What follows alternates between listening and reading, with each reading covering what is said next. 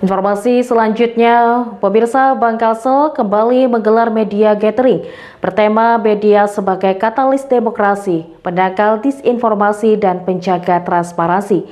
Kegiatan yang berlangsung di Hotel J4 Legian Bali menjadi ajang memperkuat sinergi antara Bank Kalsel dan insan pers dalam menjaga keterbukaan informasi publik. Sinergi kuat antara Bank Kalsel dan insan pers kembali ditunjukkan lewat kegiatan media gathering yang digelar di Bali pada 15 hingga 17 Oktober 2025.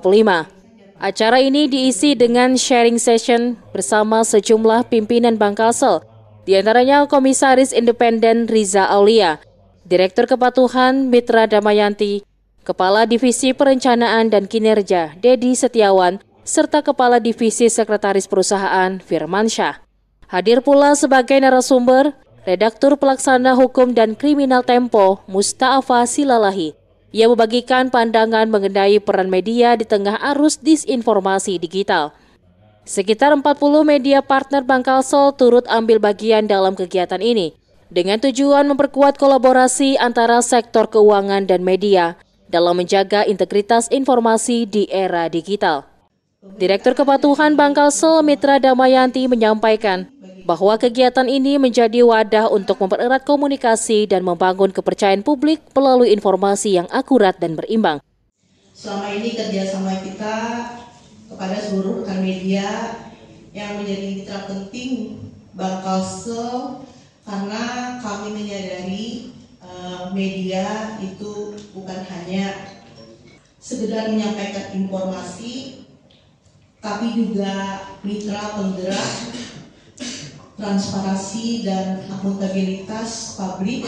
Dalam konteks kami perbankan BPD, tentunya juga banyak hal yang perlu disampaikan ke masyarakat, khususnya di Kalimantan Selatan dan nasional khususnya. Semua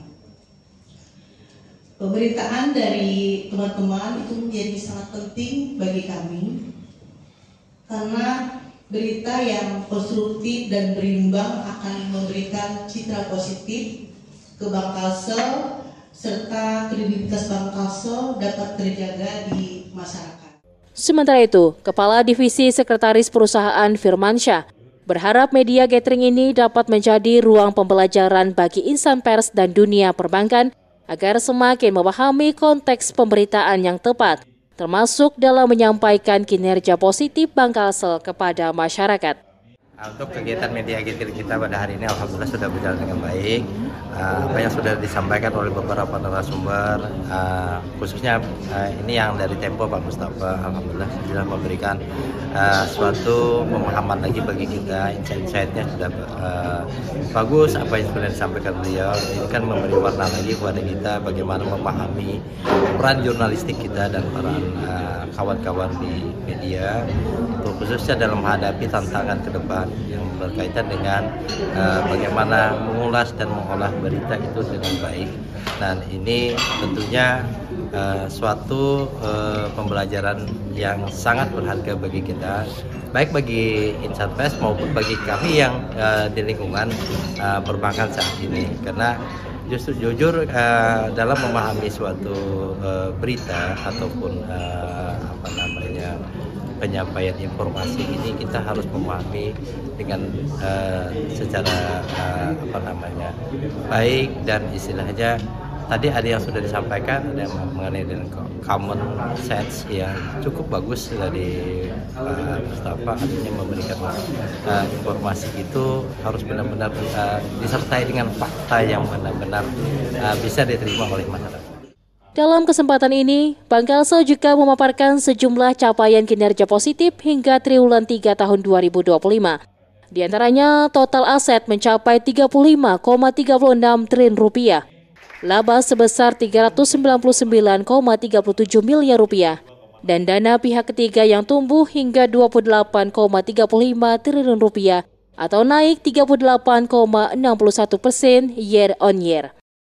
Triwulan 3 di 2025 ini sudah mencapai 35 triliun, ini tumbuh cukup besar di atas rata-rata pertumbuhan aset secara nasional, di mana kalau secara rata-rata aset nasional itu masih di bawah 1 digit, sedangkan kami sudah mencapai 2 digit pertumbuhannya di angka hampir 33%. Ini merupakan pertumbuhan yang cukup besar di tahun ini.